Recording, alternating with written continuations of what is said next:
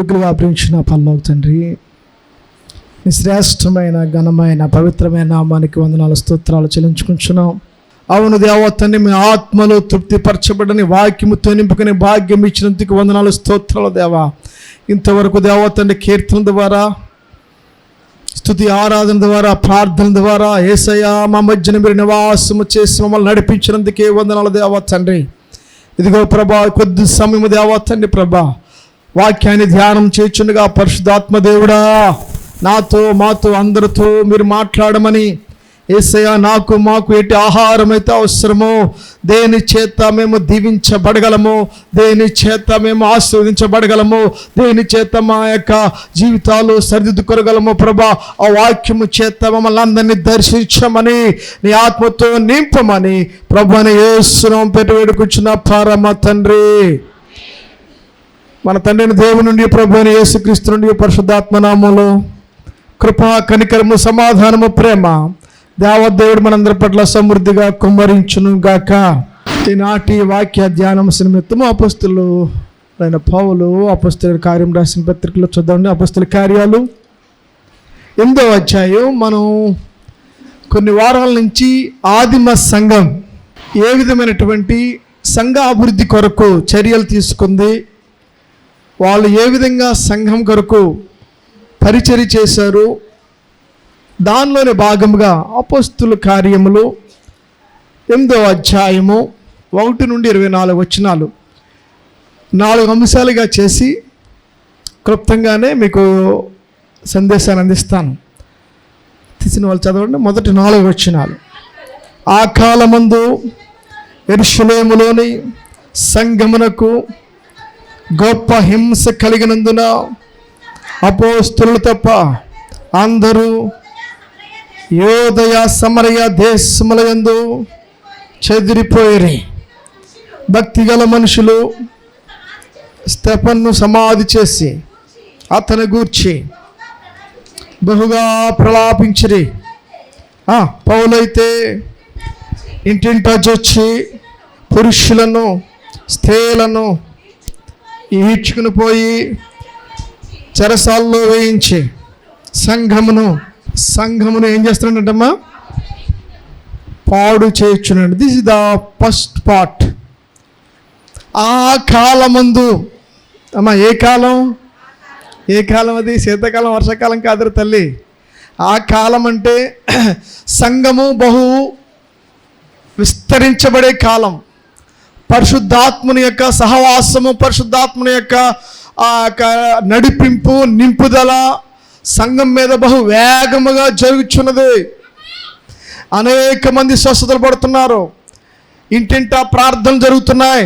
మనకి ఎలా మంగళవారం జరుగుతున్నాయో అక్కడ కూడా ఆ కాలంలో ఇంటింటా కూడుకొనుచు రొట్టె విరుచుట యందు, ప్రార్థించుట యందు, సహవాసము యందును వాళ్ళు ఏం చేశారంటమ్మా?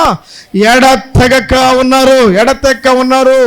అంతేకాదు, వాళ్ళు స్వస్థతలు, అద్భుతాలు, మహత్కార్యములు జరుగుతూ ఉన్నాయి. పేతురు గారు ఒక ప్రసంగానికే 3,000 మంది, 5,000 మంది, ఆ తర్వాత లెక్కలేసారు ఎంతమందో వాళ్ళు తెలియసా. అంతగా జనము విస్తరించబడుచున్నప్పుడు ఏం జరిగింది? ఇంకా విస్తరించబడాలి కదా, ఇంకా బాగా ఉండాలి కదా, చెప్పాలి. దేవుని స్తోత్రం చెప్దాం. అలా జరగలేదు. ఆ కాలమందు యెరూషలేములోని సంఘమునకు గొప్ప హింస కలిగినందున, ఏం కలిగిందమ్మా? హింస. చెప్పండి ఒకసారి అంతానే. హింస ఉంటే మనం ఏం చేస్తాం? దేవుని దగ్గరికి, దేవునికి గుడికి దూరం అయిపోతాం, దేవుని సన్నిధానానికి దూరం అయిపోతాం. హింస కలిగింది. ఓ ప్రియమైన దేవుని సంఘమా, నీ యొక్క ప్రార్థనా జీవితంలో, నీ యొక్క ప్రార్థనా కుటుంబంలో, లేకపోతే అద్భుత కార్యాలు పరిశుద్ధాత్మ దేవుడు ఎక్కువగా జరుగుతున్నప్పుడు, కార్యాలు చేస్తున్నప్పుడు హింసలు వస్తాయి, శోధనలు వస్తాయి, కష్టాలు వస్తాయి. అదేంటండి సార్? అలా ఎందుకు వస్తాయి? పరిశుద్ధాత్మ దేవుడు కార్యాలు చేస్తున్నప్పుడు హింసలు రావడం ఏంటి? ఏ హింస వచ్చిందంటే ఆ ముందు అధ్యాయంలో ఉంటుంది. స్టెఫెను గారు పరిశుద్ధాత్మ పూర్ణుడై వాక్యాన్ని విత్తుచున్నప్పుడు వాళ్ళందరికీ భయంకరమైన కోపం వచ్చి ఆ కోపం చేత ఏం చేశారంటే బయటికి తీసుకెళ్ళిపోయి రాళ్లతో కొట్టి చంపేశారు. వెనకాల ఒక హీరో ఉన్నాడు. ఆ హీరో పేరు ఎవరు? హీరో ఎవరండి? సౌలు గారి హీరో. ఆ హీరో వెనకాలండి అంతా నడిపిస్తున్నాడు హీరో గారు. ఆ స్టెఫెను గారి యొక్క ఆ వస్త్రాలు తీసుకొచ్చి ఎవరి పాద దగ్గర పెట్టారు చూడండి ఒకసారి. అతడు 60 అధ్యాయంలో ఉంటుంది కదా. అతడు మోకాళ్ళుని ప్రభువా వారి మీద పాపం మోపమని శబ్ద పలికిని, ఆ మాట పలికిని. పౌలు అతని చావునకు అంటే వెనకాల ఎవరున్నారు చెప్పాలి? ఎవరున్నారు? సౌలు గారు ఉన్నారండి. ఓ సంగమా, ఓ పరిశుద్ధాత్మతో నింపబడుతున్న సంగమా, పరిశుద్ధాత్మ కార్యాలు జరుగుతున్న సంగమా, ఒకసారి ఈ యొక్క పరిశుద్ధాత్మ దేవుడు పనిచేస్తున్నప్పుడు హింసలు కలుగుతూ ఉంటాయి. సంఘంలో హింసలు కలుగుతూ ఉంటాయి, కుటుంబంలో హింసలు కలుగుతూ ఉంటాయి, నీ ఉద్యోగంలో హింసలు కలుగుతూ ఉంటాయి, నీ వ్యాపారంలో హింసలు కలుగుతూ ఉంటాయి, నీ చదువులో హింసలు వస్తూ ఉంటాయి, నీ జీవిత ప్రయాణంలో హింసలు వస్తూ ఉంటాయి. అప్పుడు ఎలాగ ఉండాలి నేర్పే పాఠమే ఈరోజు జరిగే వాక్య ధ్యానం. దేవుని స్తోత్రం చెప్తాం, గట్టిగానే చెప్తాం హల్లెలూయా. హింసలు వచ్చినప్పుడు ఎలాగ ఉండాలి?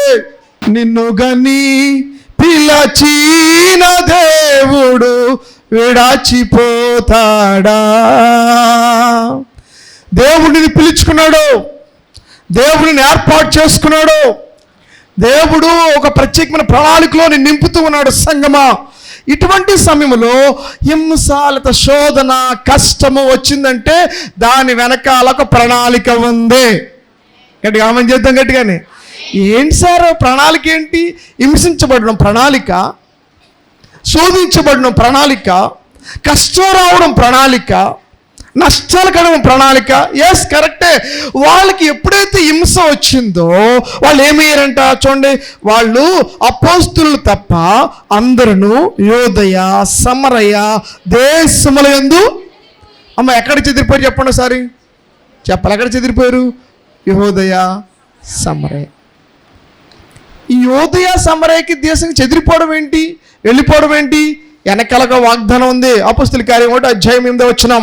అయినను పరిశుద్ధాత్మ మీ మీదకి వచ్చినప్పుడు మీరు శక్తి నందెదరు గనుక మీరు యెరూషలేములోను యోదయ సమరయ దేశముల యందంతటా భూదిగంతముల వరకును. అక్కడ ఏ దేశాలు కనపడుతున్నాయమ్మా? అక్కడ చెప్పాలి. ఏ దేశాలు కనపడుతున్నాయి? ఉన్నాయా లేదా? నువ్వు ఇంకా యెరూషలేములోనే ఉంటే ఎలాగా? ప్రార్థన చేసే ఒక క్రైస్తవ సహోదరులారా, మా సంఘం విస్తరించబడాలి, మా సరిహద్దులు విస్తరించబడాలి. దట్ మీన్ గోడలు పక్కకి జరగడం కాదు. నేర్చుకో పాఠం. ఈ గోడ అలా జరిగిపోవాలి, ఆ గోడ అలా జరిగిపోవాలి. That's not right. యెరూషలేము సంఘమా, పినిపేవారు పెట్టున్న సంఘమా, నీ సరిహద్దులు గ్రామము దాటి గ్రామము, పట్టణము దాటి పట్టణము విస్తరించబడును గాక. అది అర్థమైందండి. ప్రార్థన చేస్తారు కదా, మా సరిహద్దులు మా స్థలాలు. రైటే, మన సరిహద్దులు మన స్థలాలు విస్తరించబడాలి, సంఘము విస్తరించబడాలి అంటే ఏమి చేయాలంటే ఒక్కొక్కసారి చెదిరిపోవాలి. ఆమేన్. అయ్య బాబు, ఇదే ప్రసంగం సార్. చెదిరిపోవడం ఏంటండి ఇది? ఎలాగ సార్? ఏంటిది అసలు? హింస నీలో ఓ సంఘమా, ఓ క్రైస్తవ కుటుంబాలారా, ఒక్కొక్కసారి మనం దీని కుటుంబాన్ని కూడా అనువర్త చేసుకోవచ్చు. ఇక్కడ ఈ సంఘంలో ఉన్నటువంటి మన సంఘంలో కొన్ని కుటుంబాలు, బిడ్డలు వేరుగా ఉంటున్నారు, భార్య వేరే దేశం వెళ్ళి పని చేసుకుంటుంది, భర్త వేరే దేశంలో అక్కడ ఉద్యోగం చేస్తున్నారు, నీకోసమే దేవుడు మాట్లాడుతున్నాడు. నువ్వు కుమిలిపోతున్నావు, నువ్వు బాధపడుతున్నావు. ఏంటి నా కుటుంబము ఈ విధంగా చెరోక వైపు అయిపోతుంది. తల్లి ఒక దిక్కున, తండ్రి ఒక దిక్కున, భర్త ఒక దిక్కున, భార్య ఒక దిక్కున, కుటుంబం ఒక దిక్కున ఎలా చిందుకు చల్లా చెదరం అయిపోతుందంటే వెనకాల నీ కుటుంబం వెనకాల దేవుని ప్రణాళిక బహుత్తరమై ఉన్నదే. దేవుని స్తోత్రం చేద్దాం. ఆయన ప్రణాళిక చాలా విశాలమై ఉన్నది. ఎందుకంటే నీ యొక్క కుటుంబాన్ని దేవుడు విస్తరింప చేయడం కొరకు మాత్రమే. దేవుడు నీ కుటుంబాన్ని ఇంకా అభివృద్ధి పరచాల నిమిత్తమే. దేవుని స్తోత్రం చేద్దాం. అయ్యో మా బిడ్డలు దూరం వెళ్తున్నారండి, దూరం వెళ్తారు సార్.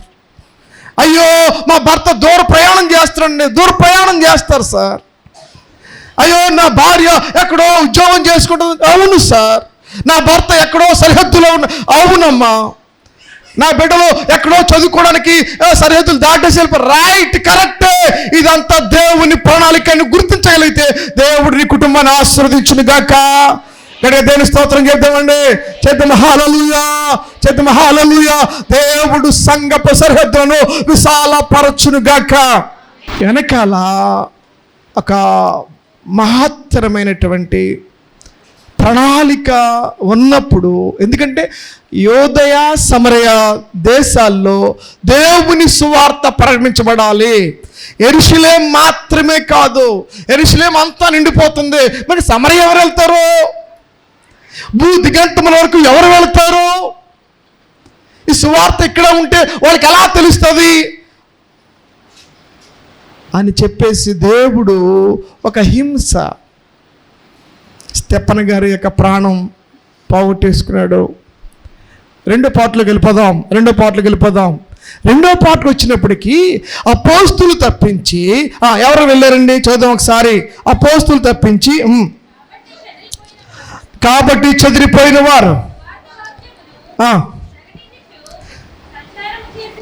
చెదిరిపోయిన వారు సువార్త వాక్యమును ప్రకటించుచు సంచారము చేసిరి. అప్పుడు ఫిలిప్పి సమరయ పట్టణమునకు వెళ్ళి క్రీస్తును వారికి ప్రకటించుండెను. అమ్మా ఎవరమైనా అందరు చెప్పండి ఒకసారి. ఏ ఫిలిప్ గారినా? యేసు ప్రభు గారు శిష్యుడైన ఫిలిప్ మాత్రం గుర్తుపెట్టుకోండి. ఈయన సువార్తికుడైన ఫిలిప్పు అనండి ఒకసారి. పరిచారికులు ఎలా ఉండాలి? 6వ అధ్యాయము 3వ వచనం. కాబట్టి సహోదరులారా, ఆత్మతోనూ జ్ఞానముతోనూ నిండుకొని మంచి పేరు పొందిన 7 మనుషులను మీలో ఏర్పరచుకొనుడి. మేము వారి ఈ పనికి నియమింతుము. అయితే కింద ఈ 5వ వచనం, ఈ మాట జనసమూహం అంతటికి ఇష్టమైనందున విశ్వాసముతోనూ పరిశుద్ధాత్మతోనూ, దేవుని స్తోత్రం చేద్దాం గట్టిగానే. పరిచారం చేసే బిడ్డలారా, దేవుడు మీకు ఆత్మతో నింపుదలను గ్రహించును గాక. ఏం కలిగి ఉండాలి మీరు? ఆత్మ కలిగి ఉండాలి. ఇంకేం కలిగి ఉండాలి? జ్ఞానము కలిగి ఉండాలి. అమ్మా ఏం కలిగి ఉండాలి? జ్ఞానం. దేవుడు ఆ జ్ఞానము అనుగ్రహించును గాక. పరిచారకులారా, మీకే దేవుడు వాగ్దానం బోధిస్తుంది.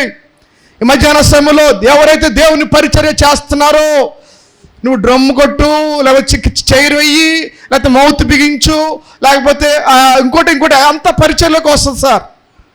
ఇదంతా పరిచర్యలో భాగమే. ఇది నువ్వు తుడిచినా, లేకపోతే ఎవరికన్నా రమ్మని ఫోన్ చేసినా, లేకపోతే వాక్యాన్ని చెప్పినా కానీ ఇదంతా పరిచర్యలో భాగమే. పరిచర్య చేసే ఒక క్రైస్తవ బిడ్డ, సహోదరుడు, సహోదరి, నీవు ఆత్మతో నింపబడి ఉండాలి, నీవు జ్ఞానముతో నింపబడి ఉండాలి, నీవు మంచి పేరు కలిగి ఉండాలి, నీవు మంచి విశ్వాసమును కలిగి ఉండాలి, నీవు చివరిగా పరిశుద్ధాత్మను కలిగి ఉండుగాక. కానీ దేని స్తోత్రం చెప్పండి ఒకసారి. చెప్పాలి హల్లెలూయా. అటువంటి పరిచారకులు అనేక మంది మన సంఘములో లేపబడుదురుగాక. నిర్ణయం చేసుకో ఒకసారి. పరిచర్య చేయడానికి నీ వంతుగా నీవు సంఘ అభివృద్ధి కార్యక్రమంలో నేర్చుకుంటున్నావు, స్టెప్ బై స్టెప్ నేర్చుకుంటున్నావు. కాబట్టి ఓ దైవ జనాంగమా, అనేక మంది పరిచారకులు లేపబడాలి. నిర్ణయం తీసుకో. నువ్వేం చేయక్కర్లేదు సార్, నీ ఉద్యోగం మానేసి చేయక్కర్లేదు, నీ వ్యాపారం మానేసి చేయక్కర్లేదు, లేకపోతే నీకున్న పనులు మానేసి చేయక్కర్లేదు. ఒక చిన్న పని నువ్వు చేయగలిగితే అదే దేవునికి మిక్కిలి విలువైనదే. దేవుని స్తోత్రం కలుగును గాక. నిర్ణయం చేసుకో. ఎందుకంటే నువ్వు ఎప్పుడైతే దేవుని పరిచర్య చేయడానికి నిర్ణయం చేసుకున్నావో దేవుని ఆత్మతో నింపబడదు గాక. దేవుడు నీకు మంచి జ్ఞానం అనుగ్రహించును గాక. నీ విశ్వాసాలు దేవుడు స్థిరపరచును గాక. గట్టిగా దేవుని స్తోత్రం చెప్పు ఒకసారి. ఎస్, నువ్వు ఇంకా నిర్ణయం చేసుకుంటలేదంటే నీకు ఆత్మ అక్కర్లేదు అని అర్థం. నువ్వు ఇంకా అది జ్ఞానం నిర్ణయం చేసుకుంటలేదంటే నీకు జ్ఞానం అక్కర్లేదు అని అర్థం. నువ్వు ఆత్మ పూర్ణిగా ఉండాలంటే, నువ్వు జ్ఞానము కలిగి ఉండాలంటే పరిశుద్ధాత్మ దేవుడు నీ మీద ఆవరించే పరిచర్య ఆ ధర్మాన్ని చేయడం నేర్చుకుందావు గాక. దేవుని స్తోత్రం చెప్దాం.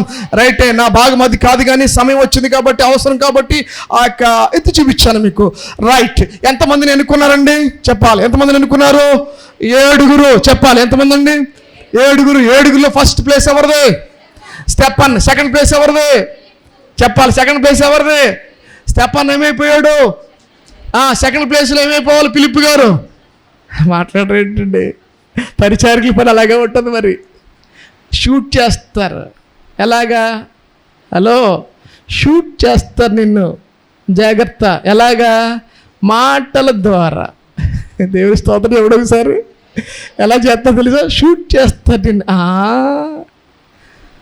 నువ్వు చేసే జీవిత చరిత్రని, నువ్వు మాట్లాడే మాటని, నీ ప్రవర్తనని, నీ అనుసరిని అంతా కూడా ఏం చేస్తారంటే షూట్ చేస్తారు. గంట షూట్ చేసినట్టు చేస్తారు.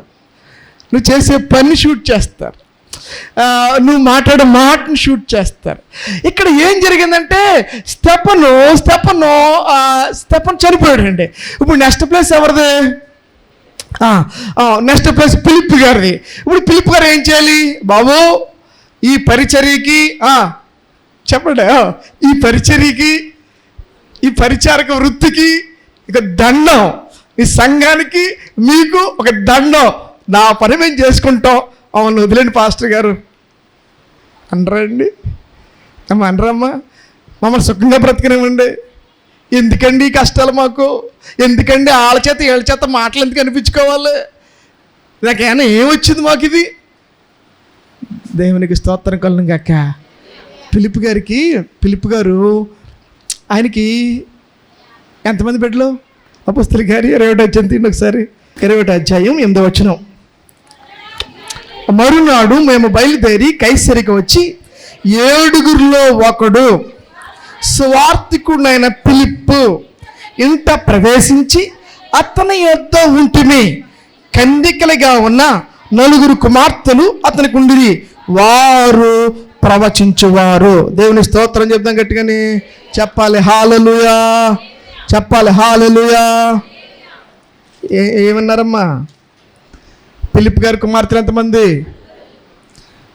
ఒక కుమార్తె అనాలి, నాన్న ఎందుకు వచ్చింది ఇది నాకు? మనకెందుకు వచ్చిన పని నాన్న ఇది? స్టెఫన్ గారిని చంపేశారు, నిన్ను చంపేస్తారు, మనల్ని చంపేస్తారు. మాట్లాడకుండా ఏదో పని చేసుకుందాం.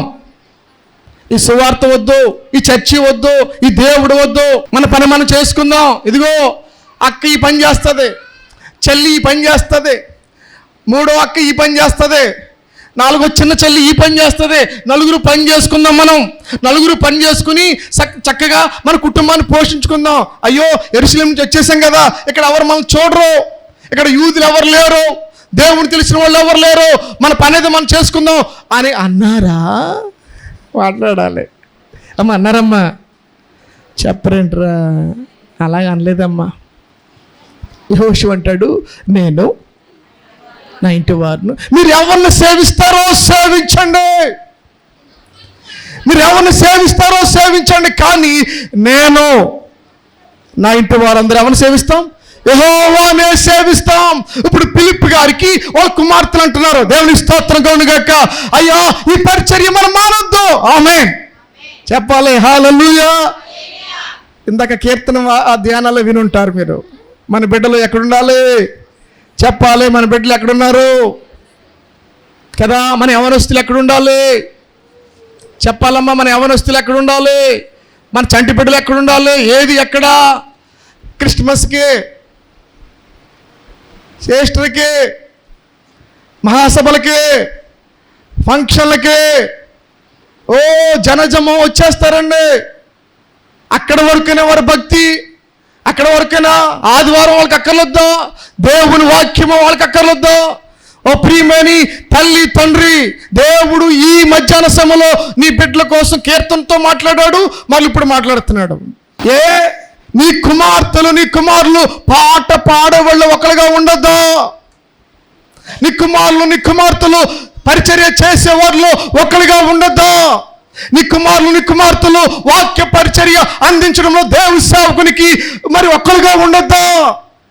ఎక్కడ మీ కుమారులు, ఎక్కడ దేవుడు ప్రశంసిస్తున్నాడు నిన్ను ఈ మధ్యాహ్న సమయంలో? నీ కుమారులు ఎక్కడున్నారు? నువ్వు వచ్చేసావు, బాగానే ఉంది. నీ కుమారుడు బయట తిరుగుతున్నాడా? నీ కుమారుడు చర్చికి వెళ్తున్నాడా? నీ కుమారుడు మారు మనసు పొందాడా? నీ కుమారుడు బాప్తిస్మం పొందాడా? ప్రశ్న చేసుకోండి సార్. ఎందుకు చెడిపోతున్నారు? ఎందుకు అక్రమమైన మార్గాన్ని వెంటాడుతున్నారు? ఎందుకు కాని మార్గాలు వెతుకుతున్నారు? ఎందుకు చీకటి మార్గాల్లో సంచరిస్తున్నారు? ఎందుకు దేశ దిమ్మర్లే రోడ్లు వెంబడి తిరుగుతూ ఉన్నారు? అయ్యో వాళ్ళకి గతి లేక, ఎందుకు రోడ్లు వెంబడి ఉద్యోగాలు లేక, లేకపోతే పని పాటలు లేక ఎందుకు భ్రష్టులు అయిపోతున్నారు? ఓ సంగమా, ఓ సంఘస్థురాలా, ఓ తల్లి, ఓ తండ్రి, పరిశుద్ధాత్మ దేవుడు ఈ మధ్యాహ్న సమయంలో నిన్ను హెచ్చరిస్తున్నాడు. నీ బిడ్డలు ఎక్కడా? ఫిలిప్పీ కుమార్తెలు ఒకళ్ళు పాట పాడితే ఒకళ్ళు ప్రార్థన చేస్తారు. ఫిలిప్పీ కుమార్తెలు ఒకళ్ళు అనేక మందిని రమ్మని పిలిస్తే ఒకళ్ళు సాక్ష్యం చెప్పారు. గట్టిగా దేవుని స్తోత్రం చేద్దాం. చప్పట్లు కూడా దేవుని స్తోత్రం చేద్దామండి. ఒకసారి చెప్ప హల్లెలూయా, గట్టిగా హల్లెలూయా చెప్పు ఒకసారి. ఓ ప్రియమైన దేవుని జనగమా, ఫిలిప్పీ కుటుంబం వల్ల నీ కుటుంబం ఎదుగుతున్నదా?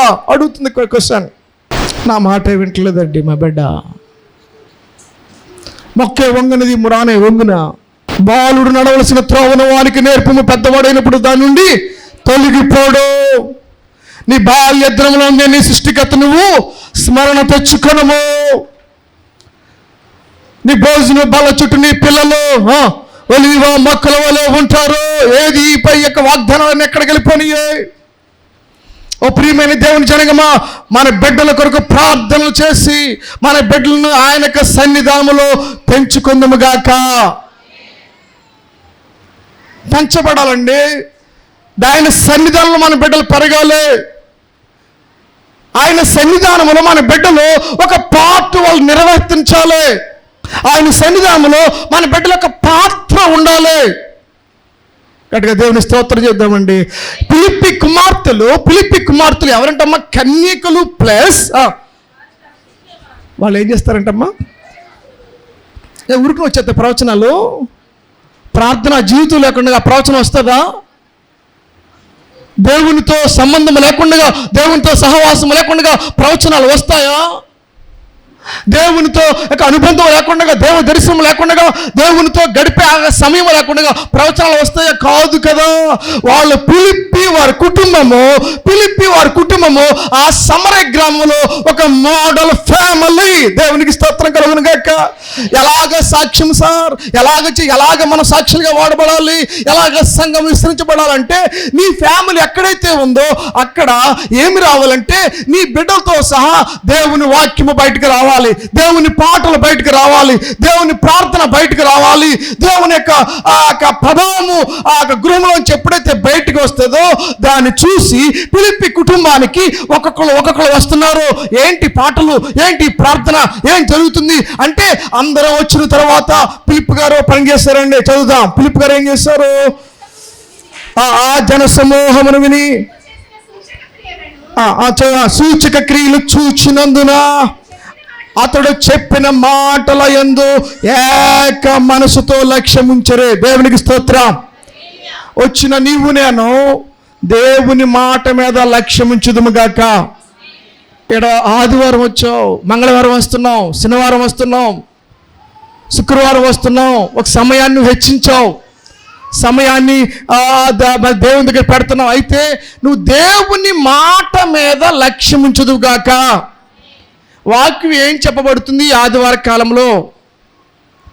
ఈ ఆదివార దినాన్ని నేను ఏమి నేర్చుకున్నాను? పరిశుద్ధాత్మ దేవుడు దైవజనుల ద్వారా ఏం మాట్లాడుతున్నాడు అన్నది మనం ఒకసారి విమర్శన చేసుకోవాలి. పరిశుద్ధాత్మ దేవుడు ఏం మాట్లాడు, వాక్యం ఏం సెలవిస్తుంది? రైటే, హింస కలుగుతాయి, హింసలో భయపడకుండా ధైర్యంగా ఉండు అంటుంది. ఏం చెప్తున్నా? హింసలో ఏం కలిగి ఉండాలి? యెషయా గ్రంథము 41:10 చదవండి ఒకసారి. హింస కలిగినప్పుడు అంటున్నాడు ఒక ధైర్యం కలిగి ఉండాలి. యెషయా గ్రంథము 41:10 నీకు హింస వచ్చినప్పుడు ఎలాగ మనం ఉండాలంటే, భయపడకము, నేను నీకు తోడై ఉన్నాను, దిగులు పడకము, నేను నిన్ను బలపరుతును, నీకు సహాయము చేసేదను. దేవుని స్తోత్రం చెప్తామండి ఒకసారి. దేవుని వాగ్దానాన్ని పట్టుకోవాలి, మనం ఆ వాక్యాన్ని పట్టుకోవాలి. అవును, శ్రమ వచ్చింది, హింస వచ్చింది, దేవుని వాక్యం ఏం సెలవుస్తుందంటే, నువ్వు భయపడకు, నేను నీకు తోడై ఉన్నాను. ఆమేన్. నువ్వు కృంగిపోకు, నేను నిన్ను రక్షిస్తాను, నువ్వు అధైర్యపడకు. మత్తయి సువార్త 5:5 ఉంటుంది కదా, మత్తయి సువార్త 5:5 ఉంటుంది. 5:10 నీతిని బట్టి హింసింపబడేవారంతా కూడా ధన్యులు, వారిది ఎవరిదంటే పరలోక రాజ్యము వారిది. ఎస్, నువ్వు హింసింపబడుతున్నావు, లేకపోతే నువ్వు దూషింపబడుతున్నావు, శ్రమ పాలయ్యావు దేవుని బట్టి, అయితే కనుక గుర్తుపెట్టుకో, పరలోక రాజ్యము నీ కొరకు రాయబడి ఉన్నదే. దేవునికి స్తోత్రం కలుగును గాక. అది హింసింపబడినప్పుడు ధైర్యపరిచిన మాటలు. ఆ తర్వాత నువ్వు నేనేం చేయాలంటే, పిలుపు వలె ధైర్యం కలిగి సువార్త చెప్పుదుము గాక. అది నెక్స్ట్ చెప్పండి. పిలిపి కుటుంబం మాదిరికరంగా ఉండాలి సంఘానికి. వాళ్ళు భయపడిపోలేదు.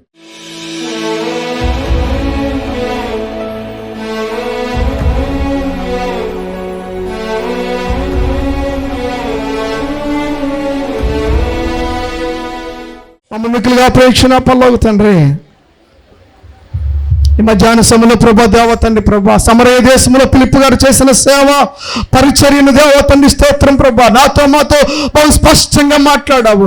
అన్యులకు నేను సువార్త చెప్పడం ఎలాగా, సువార్త మరి దేవతలకు అన్ని వారికి ఏ విధంగా సువార్త చెప్పాలి, మరి యొక్క సంఘపు సరిహద్దులు ఎలాగ విశాలపరచబడాలి, హింస కలిగినప్పుడు మేము ఎలాగ స్థిరంగా నిలబడాలి, దైవ శక్తులు ఆమె మంత్రగండ శక్తి నుంచి ఎలాగ విముక్తి పొందాలి, పరిశుద్ధాత్మను ఎలా పొందాలో స్పష్టంగా నేర్పిందేవా. అందరితో మాట్లాడమని, శక్తి నింపమని ప్రభువుని యేసు నామమున పెట్టుకున్న పరమ తండ్రి.